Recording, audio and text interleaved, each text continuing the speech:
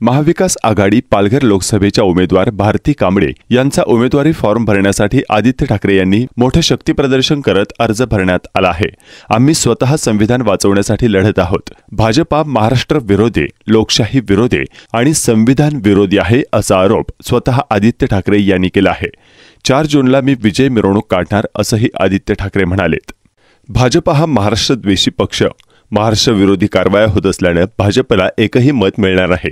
अमित शहा यांच्या महाराष्ट्रात 40 जागा मिळणार या वक्तव्यावर आदित्य ठाकरे यांची टीका। भाजपाने आता प्रज्वल रेवण्णावर बोलावं, भाजपच्या भारतातील सर्वोच्च नेत्याने येऊन त्याचा प्रचार केला। असा राक्षसी माणूस भारतात आला तरी भाजपमधून त्याच्यावर कोणीही बोलण्यास तयार नाही। चित्रा वाघ यांच्या पॉर्न स्टार टीकेवर आदित्य ठाकरेंचा टोला। जे डरपोक लोक पळून गेली त्यांचा कुठलाही फटका आमच्या पक्षाला बसणार नाही। आम्ही लोकशाही टिकवण्यासाठी लढतोय, त्यामुळे आम्ही भक्कम आहोत असं आदित्य ठाकरे म्हणालेत। पालघर लोकसभेचा महायुतीने अजूनही उमेदवार जाहीर केला नसून ईडी सीबीआय आता कोणाचा उमेदवार ठरवते हे पाहावं लागणार आहे असं आदित्य ठाकरे म्हणाले। भाजपने अजूनही उमेदवारी दिली नाही का? महायुतीने उमेदवार जाहीर केला नसल्याने आदित्य ठाकरे यांचा खासदार राजेंद्र गावित यांना टोला। महाराष्ट्राला पक्क माहिती की भाजप म्हणजे महाराष्ट्र द्वेष्टांचा पक्ष झालेला आहे, महाराष्ट्र विरोधी कारवाई करणारा पक्ष झालेला आहे आणि म्हणून महाराष्ट्रातून भाजपला एक सुद्धा मत मिळणार नाही।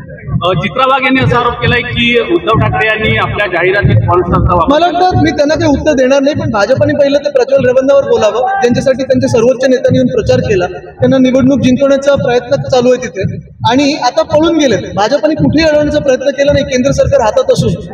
मूळ गोष्ट म्हणजे रेवण्णावर पहिलं बोलावं। एवढा घाणेरडा प्रकार, एवढा राक्षसी माणूस आमच्या देशात येऊ शकतो आणि भाजप त्याला पाठिंबा देऊ शकतो आणि भाजपातून असूनही कोणी तोंड उघडायला तयार नाहीये, हा विचित्र प्रकार आहे। आणि मला वाटतं आज देशातल्या महिला देखील बघत आहेत की रेवण्णासारखा जो माणूस आहे त्याला भाजप जिंकवण्याचा प्रयत्न करते।